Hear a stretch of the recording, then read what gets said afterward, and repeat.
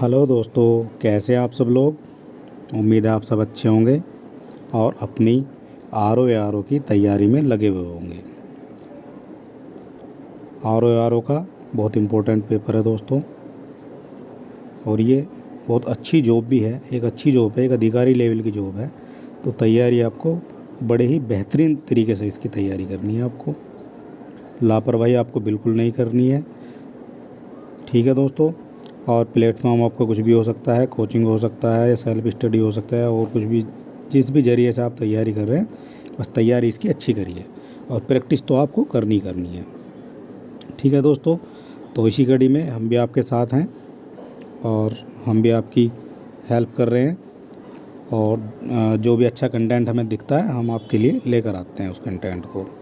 तो चलिए दोस्तों, देर ना करते हुए, बिल्कुल आपका एक एक मिनट कीमती है, हमें पता है, तो आपका समय ना गंवाते हुए शुरू कर लेते हैं 40 प्रश्नों का जो हमारा महत्वपूर्ण सेशन है, या ये कह लीजिए कि 40 जो महत्वपूर्ण क्वेश्चन है उनका एक प्रैक्टिस सेट है, ठीक है दोस्तों। तो ये 40 क्वेश्चन आपके लिए बहुत इंपॉर्टेंट हो जाएंगे और हम ज़्यादा समय नहीं लगाएंगे और फटाफट आपको करा देते हैं, ठीक है दोस्तों।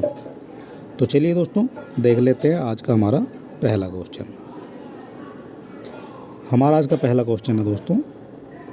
क्वेश्चन का लेवल देखते ही आप समझ जाएंगे कि इस तरह के क्वेश्चन जो है एग्ज़ाम में पूछे जाते हैं। हमारा आज का पहला क्वेश्चन है, निम्नलिखित में से कौन सा ताम्रपाषाणिक स्थल उत्तर प्रदेश में स्थित नहीं है। उत्तर प्रदेश से रिलेटेड आपको काफ़ी क्वेश्चन आते हैं दोस्तों। 18 से 20 क्वेश्चन आपके लगभग 18 से 20 क्वेश्चन आपको उत्तर प्रदेश स्पेशल से मिलते हैं, ठीक है दोस्तों। तो हम उत्तर प्रदेश स्पेशल भी आपको करा देंगे। 18 से 20 क्वेश्चन आपको उत्तर प्रदेश स्पेशल के मिलते हैं, ठीक है दोस्तों। तो समय मिलते ही, जैसे हमें समय मिलेगा, हम उत्तर प्रदेश स्पेशल जो है आपको करा देंगे, ठीक है दोस्तों। तो फिलहाल देख लेते हैं इसका आंसर। तो इसका आंसर आपका नहरान हो जाएगा, खैराडी हो जाएगा, नवदा टोली हो जाएगा, या सहगोरा हो जाएगा। अगर आप आंसर जानते हैं तो कमेंट बॉक्स में हमें बता सकते हैं और अपनी तैयारी को परख सकते हैं, ठीक है दोस्तों। क्योंकि इसी तरह के सेम क्वेश्चन आपको, सेम पैटर्न के सेम क्वेश्चन आपको आर ओ में मिलने वाले हैं, ठीक है दोस्तों। तो बड़े ही ध्यानपूर्वक आपको तैयारी करनी है आपकी, ठीक है दोस्तों। तो इसका आंसर मैं बता देता हूँ आपको। इसका आंसर हो जाएगा बी, नवदा टोली। जो नवदा टोली है दोस्तों, ये आपका मध्य प्रदेश का एक स्थान है। तो मध्य प्रदेश का जो ताम्रपाषाण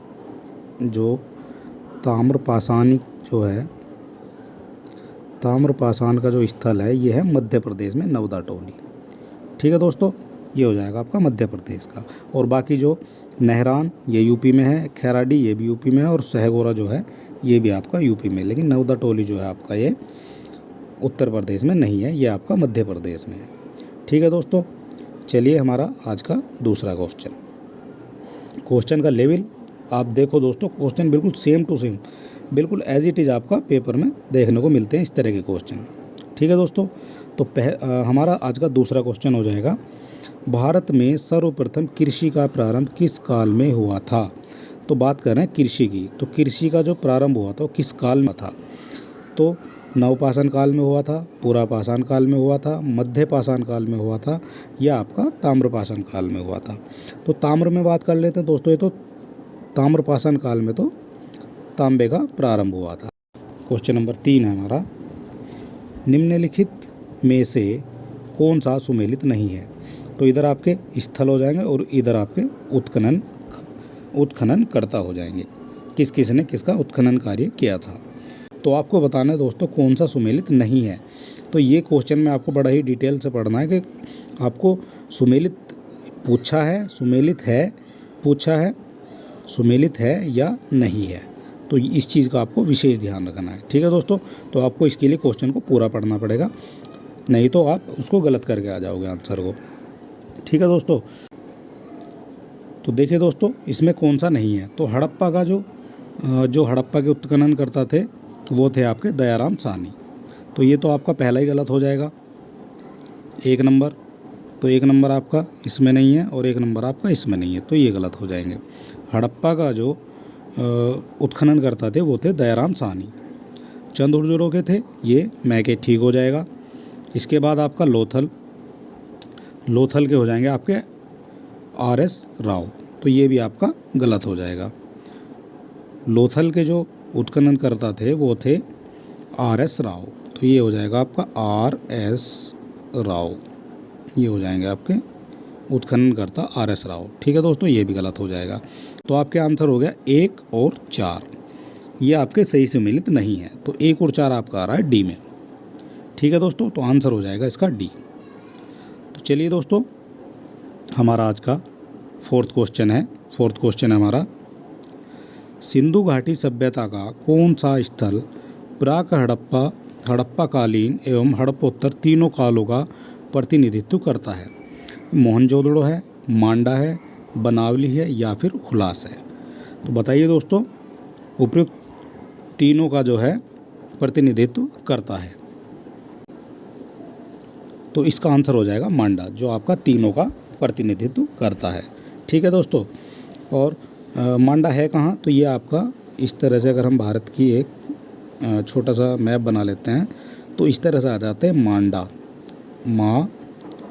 ये एक ट्रिक है दोस्तों, मादा, तो इधर आ जाता है आपका दैमाबाद, ये आ जाता है दैमाबाद, इधर आ जाता है आपका मांडा।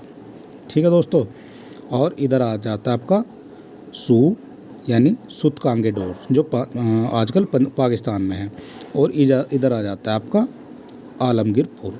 तो ये आपके 4 स्थान, यहाँ से यहाँ तक जो है हड़प्पा सभ्यता जो फैली हुई थी इस तरह से, तो ये आ जाएगा मादा सुआ।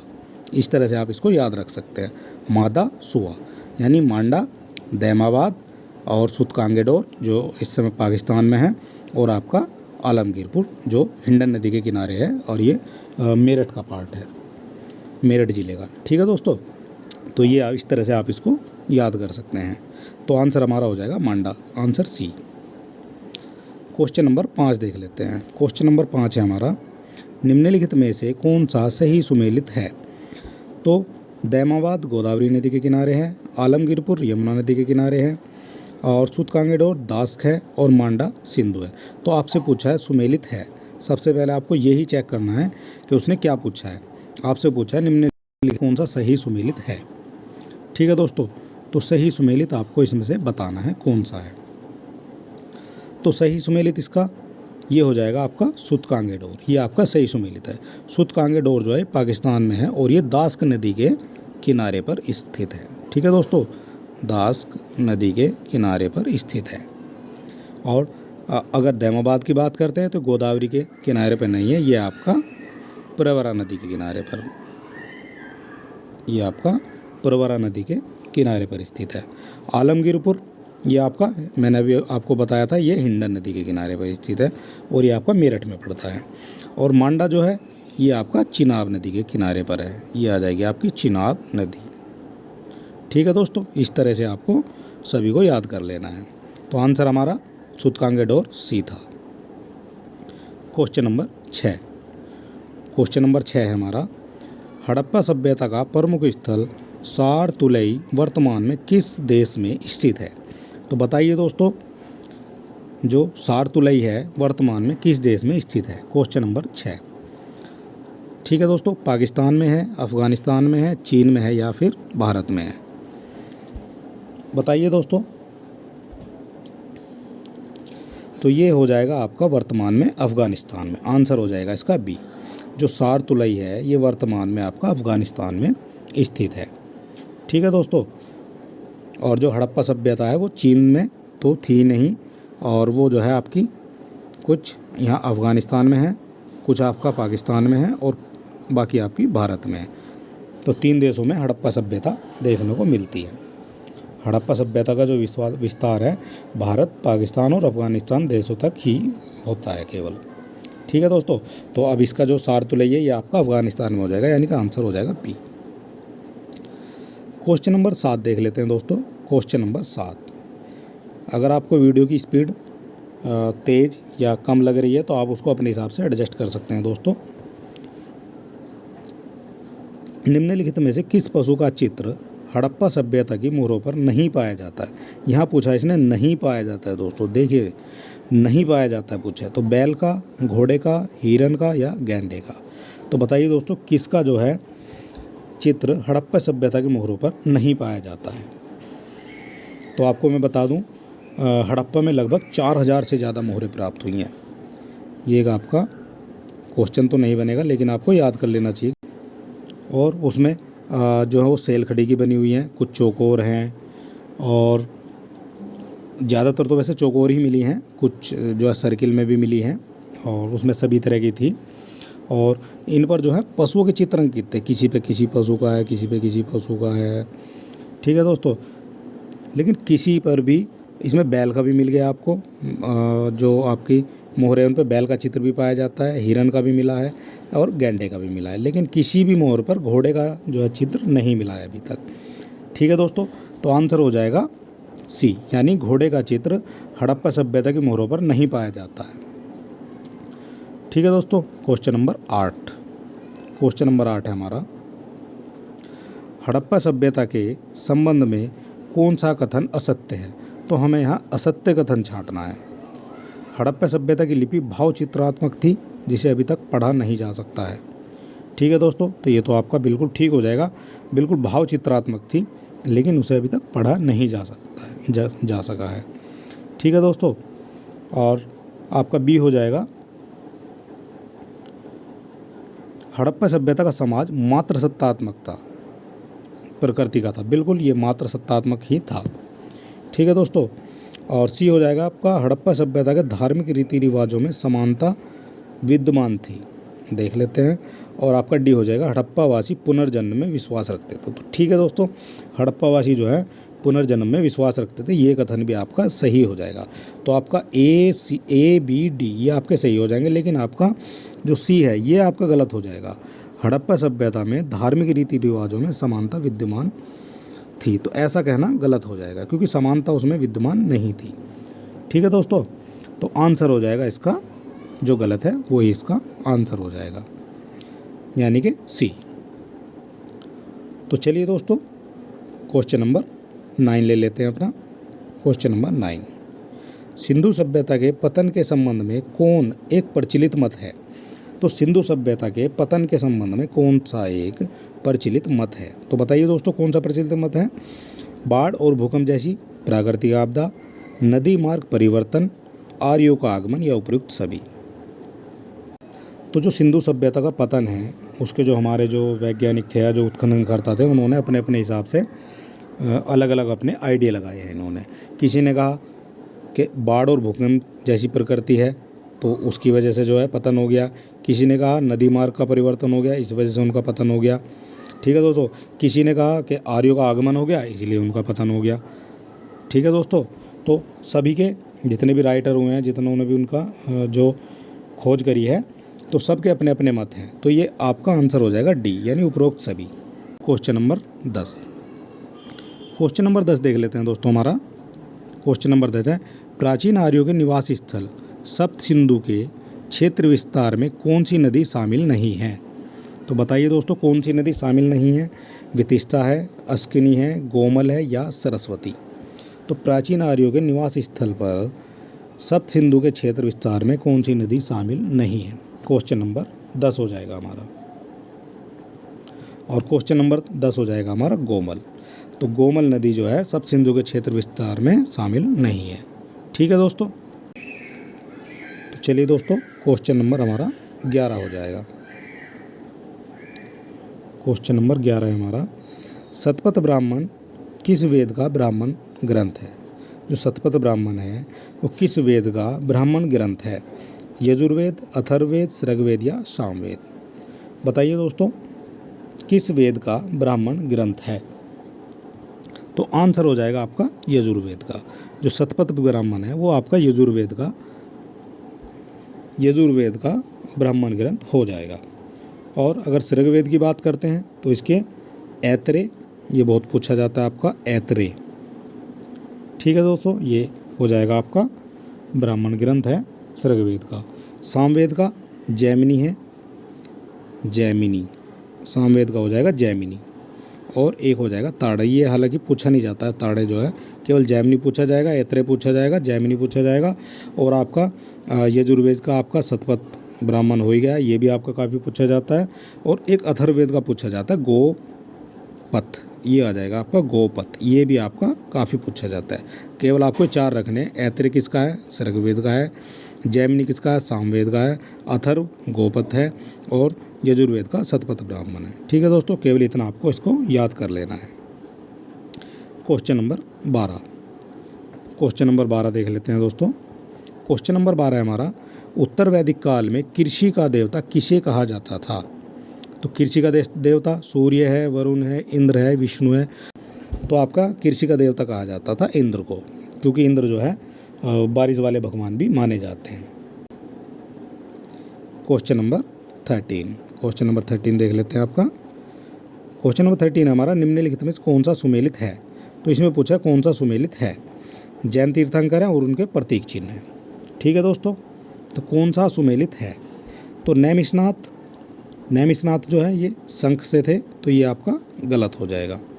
ठीक है दोस्तों, अजीतनाथ, अजीतनाथ का हाथी है, ये भी आपके गलत हो जाएंगे। जो प्रतीक चिन्ह है अजीतनाथ का वो हाथी था, हाथी। और आपका जो नैमिषनाथ थे इनका था आपका शंख, इनका जो था वो था शंख। ठीक है दोस्तों, और पार्श्वनाथ, पार्श्वनाथ का तो ये आपका सर्प ही था, पार्श्वनाथ का सर्प है, तो ये आपका करेक्ट आंसर हो जाएगा। और मल्लीनाथ सिंह का ये आपका कलश हो जाएगा, मल्लीनाथ सिंह का था आपका कलश। ठीक है दोस्तों, ये हो जाएंगे आपके अलग अलग। नैमिषनाथ ये शंख थे, अश्वनी थे, अजीतनाथ हाथी थे, पार्श्वनाथ सर्प थे, और मल्लिकनाथ ये आपके कलश से हो जाएंगे। ठीक है दोस्तों, इतनी बातें आपको याद रख लेनी है। और अगर आपसे पूछा जाता है महावीर स्वामी जी को, अगर आपसे पूछ लिया जाता है महावीर स्वामी जी का राष्ट्रीय जो क्या था, तो वो था आपका सिंह, ये आपका हो जाएगा सिंह यानी शेर। और आपका एक और पूछा जाएगा इसमें ऋषभ देव, ऋषभ देव, तो ऋषभ देव का हो जाएगा आपका बैल, ऋषभ देव का हो जाएगा आपका बैल। ठीक है दोस्तों, क्वेश्चन नंबर 14, क्वेश्चन नंबर 14 है हमारा, बौद्ध दर्शन के अनुसार कौन सा कथन सत्य है? बौद्ध दर्शन के अनुसार कौन सा कथन सत्य है? तो सत्य कथन है, बौद्ध आत्मा की सत्ता को स्वीकार करते हैं और बौद्ध पुनर्जन्म के सिद्धांत को नहीं मानते हैं। तो बताइए दोस्तों, इसमें से सही आंसर कौन सा हो जाएगा? तो चलिए दोस्तों, इसका आंसर हो जाएगा उपयुक्त में से कोई नहीं, आंसर हो जाएगा डी। 14 का आंसर हो जाएगा डी। और ये दोनों कथन जो हैं असत्य हैं, ऐसा इनमें कुछ भी नहीं है। ठीक है दोस्तों, बौद्ध आत्मा की सत्ता को स्वीकार करते हैं, बिल्कुल नहीं करते हैं, और बौद्ध पुनर्जन्म के सिद्धांत को नहीं मानते हैं, तो वो पुनर्जन्म के सिद्धांत को मानते हैं। ठीक है दोस्तों, तो दोनों ही जो हैं इसमें गलत हो जाएंगे, तो उपरोक्त में से कोई नहीं। चलिए दोस्तों, हमारा अगला क्वेश्चन हो जाएगा। ठीक है दोस्तों, ये आ गया। अगर कम समय में आप बेहतर तैयारी करना चाहते हैं तो आप हमारे चैनल को अभी सब्सक्राइब कर सकते हैं। ठीक है दोस्तों, क्वेश्चन नंबर 15, क्वेश्चन नंबर 15 हो जाएगा हमारा, निम्नलिखित में से कौन सा सुमेलित नहीं है? निम्नलिखित में से कौन सा सुमेलित नहीं है? तो चेदी, सोतिवती, अश्मक, पोटिल, कंबोज, हाटक, आग्र, अंग, राजगीर है। तो बताइए दोस्तों, कौन सा इनमें से सुमेलित नहीं है? यहाँ आपसे पूछा है सुमेलित नहीं है। ठीक है दोस्तों, इसका आपको विशेष ध्यान रखना है। तो आंसर हो जाएगा आपका अंग। अंग जो है राजगिरह से संबंधित नहीं है। ठीक है दोस्तों, अंग जो है राजगिरह से संबंधित नहीं है, जबकि चेदी सोतिवसी से संबंधित है, अस्मक पोटिल से, और कंबोज जो है ये हाटक से ही संबंधित है। और ये आपका हो जाएगा डी। चलिए दोस्तों, अगला क्वेश्चन हमारा क्वेश्चन नंबर 16, क्वेश्चन नंबर 16 है, सर्वप्रथम पाटलिपुत्र को राजधानी के रूप में किसने स्थापित किया? सर्वप्रथम पाटलिपुत्र को राजधानी के रूप में किसने स्थापित किया था? कनिष्क ने, उदयन ने, प्रसेनजित ने, या बिंबिसार ने? बताइए दोस्तों, अगर आप आंसर जानते हैं और आप प्रैक्टिस को अपनी अच्छी तरह से करना चाहते हैं तो आप हमें कमेंट बॉक्स में आंसर कर सकते हैं। ठीक है दोस्तों, बाकी हम तो हैं ही, हम बताएंगे आपको कौन सा आंसर इसका है। तो 16 का आपका आंसर हो जाएगा सर्वप्रथम पाटलिपुत्र को राजधानी के रूप में किसने स्थापित किया था? तो आंसर हो जाएगा आपका उदयन ने। आंसर हो जाएगा बी, उदयन ने सबसे पहले राजधानी के रूप में स्थापित किया था, उदयन ने। ठीक है दोस्तों, क्वेश्चन नंबर 17 देख लेते हैं। क्वेश्चन नंबर 17 हमारा, निम्नलिखित में से मौर्य काल में कौन शिक्षा का प्रमुख केंद्र नहीं माना जाता है? तो यहाँ आपसे पूछा है नहीं माना जाता है। नालंदा, तक्षशिला, वाराणसी, उज्जैन। तो कौन सा नहीं माना जाता है पूछा है, तो बताइए दोस्तों। क्वेश्चन नंबर 17, तो आंसर हो जाएगा आपका नालंदा। मौर्य काल में शिक्षा का प्रमुख केंद्र नहीं माना जाता है। तक्षशिला माना जाता है, वाराणसी माना जाता है, उज्जैन माना, लेकिन नालंदा जो है ये बिहार में पड़ता है, नालंदा। क्वेश्चन हो गया 18 आपका। क्वेश्चन नंबर 18, भूमिदान का पहला अभिलेख साक्ष्य मिलता है नासिक से, नानाघाट अभिलेख से, बेशनगर से, या मेहरौली चंद्र अभिलेख से? तो बताइए दोस्तों, भूमिदान का पहला अभिलेख साक्ष्य कहाँ से मिलता है? तो ये आपका हो जाएगा आंसर बी, नानाघाट अभिलेख से मिलता है भूमिदान का पहला अभिलेख। ठीक है दोस्तों, क्वेश्चन नंबर 19। क्वेश्चन नंबर 19 है हमारा, निम्नलिखित में गुप्तकालीन पश्चिमी तट के बंदरगाहों में कौन सा सर्वप्रमुख बंदरगाह था? तो कौन सा था देख लेते हैं दोस्तों। क्वेश्चन नंबर 19 का आंसर, तो आंसर हो जाएगा ये आपका भड़ोच बंदरगाह। ठीक है दोस्तों, क्वेश्चन हो जाएगा 20 आ जाते हैं। भारत में हुण सत्ता की स्थापना किसके नेतृत्व में हुई थी? तो भारत में जो है हुण सत्ता की स्थापना किसके नेतृत्व में हुई थी?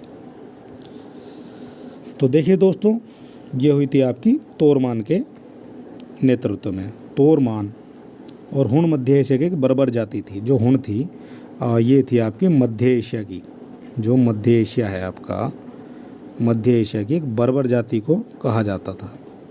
ठीक है दोस्तों, 20 का ए। Question number 21। क्वेश्चन 21 देख लेते हैं। समुद्रगुप्त की प्रयाग प्रशस्ति में वर्णित दक्षिण भारत की विजय को क्या कहा जाता है? तो दक्षिण भारत की विजय को आपका धर्म विजय कहा जाता है। समुद्रगुप्त की प्रयाग प्रशस्ति में वर्णित दक्षिण भारत की विजय को धर्म विजय कहा जाता है। क्वेश्चन नंबर 22 है दोस्तों, किस शासक को ग्रीक लेखकों ने अग्रमीज एवं जैंद्रमीज नाम से पुकारा था? तो 22 का आपका आंसर हो जाएगा घनानंद। घनानंद को ग्रीक लेखकों ने अग्रमीज और जैंद्रमीज के नाम से पुकारा था, घनानंद को। ठीक है दोस्तों, और घनानंद जो था ये सिकंदर का समकालीन हुआ करता था उस समय, सिकंदर का समकालीन। ठीक है दोस्तों, ये सिकंदर का समकालीन हुआ करता था घनानंद जो है।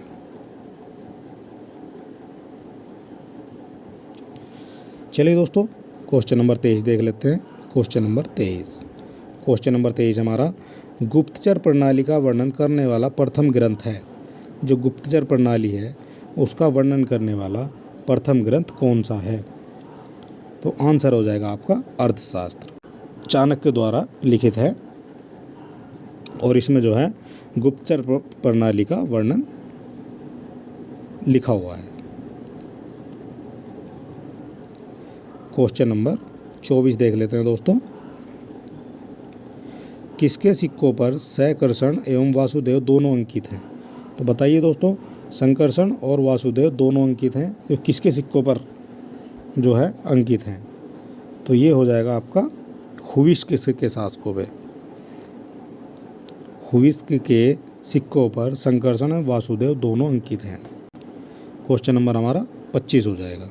क्वेश्चन नंबर 25 है आपका, निम्नलिखित में से मंदसौर प्रशस्ति की रचना किसने की थी? तो मंदसौर प्रशस्ति की रचना, ये आपका वेरी इंपॉर्टेंट, आप इस पर लगा सकते हैं, मंदसौर प्रशस्ति। ठीक है दोस्तों, ये मंदसौर प्रशस्ति जो है किसने रचना की थी?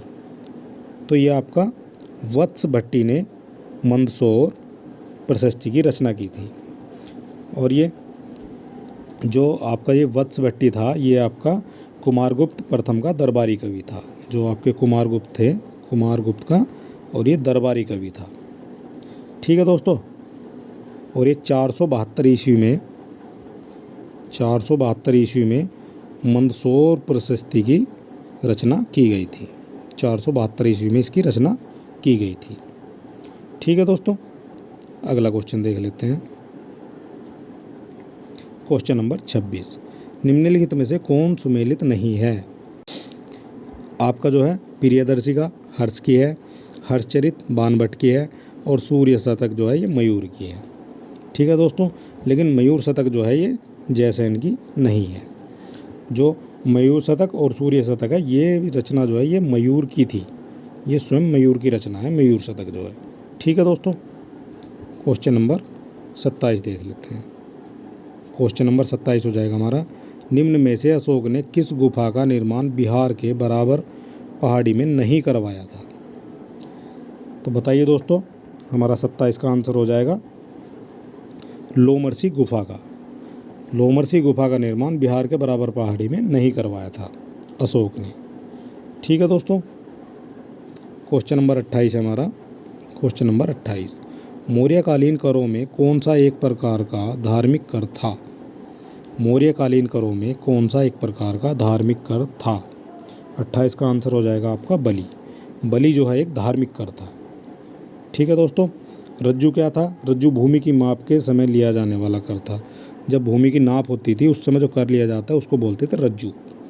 ठीक है दोस्तों, और इसके बाद हिरण्य, ये एक नगद कर था जो अनाज के रूप में ना लेकर नगद लिया जाता था।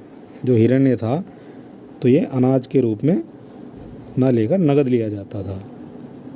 और विविध क्या था?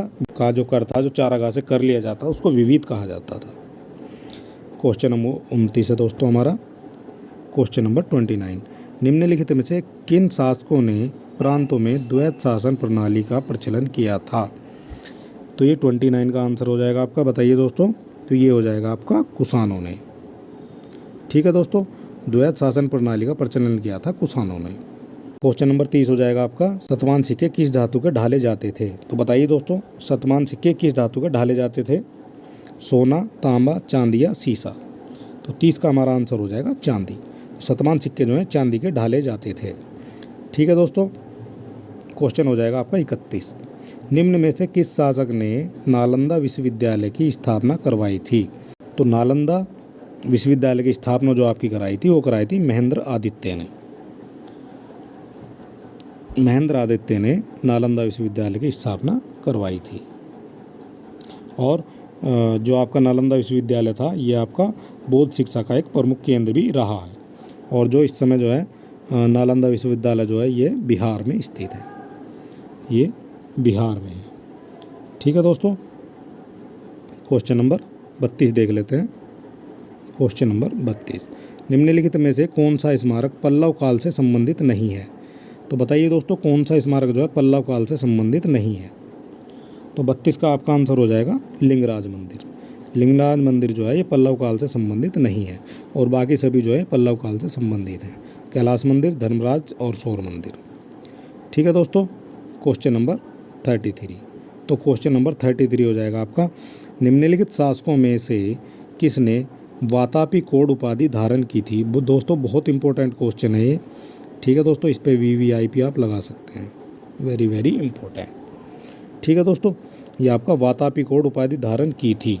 तो वातापी कोड की जो उपाधि धारण की थी वो की थी आपकी नरसिंह देव वर्मन ने, नरसिंह वर्मन प्रथम ने वातापी कोड की उपाधि धारण की थी। ठीक है दोस्तों, बहुत इंपॉर्टेंट क्वेश्चन है ये, आपको बिल्कुल रट के जाना इस तरह के क्वेश्चन। तो आपको क्वेश्चन नंबर 34, पल्लव वंश का अंतिम शासक कौन था? पल्लव वंश का अंतिम शासक कौन था? तो बताइए दोस्तों, पल्लव वंश का अंतिम शासक कौन था?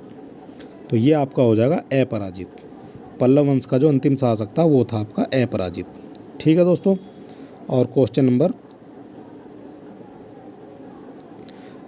35 हो जाएगा आपका, हिंदू, जैन एवं बौद्ध तीनों ही धर्म का प्रतिनिधित्व करने वाली गुफा कौन सी है?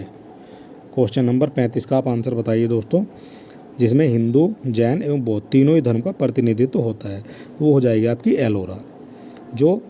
एलोरा जो है, और ये राष्ट्रकूटों ने बनवाई थी दोस्तों। राष्ट्रकूटों ने इसका निर्माण कराया था। ठीक है दोस्तों, एलोरा गुफा का निर्माण जो है राष्ट्रकूटों ने कराया था। क्वेश्चन नंबर 36 हो जाएगा दोस्तों हमारा। क्वेश्चन नंबर 36 है, उत्तर रामचरित के रचयिता कौन है? तो उत्तर रामचरित के रचयिता हो जाएंगे हमारे बहुभूति हमारे उत्तर रामचरित के रचयिता। क्वेश्चन नंबर 37 देख लेते हैं दोस्तों। क्वेश्चन नंबर 37 है हमारा, मोहम्मद गोरी गजनी जाते हुए किसके द्वारा मारा गया था? तो मोहम्मद गोरी जो है गजनी जाते हुए खोखरों के द्वारा मारा गया था। क्वेश्चन नंबर 38 देख लेते हैं दोस्तों। Question number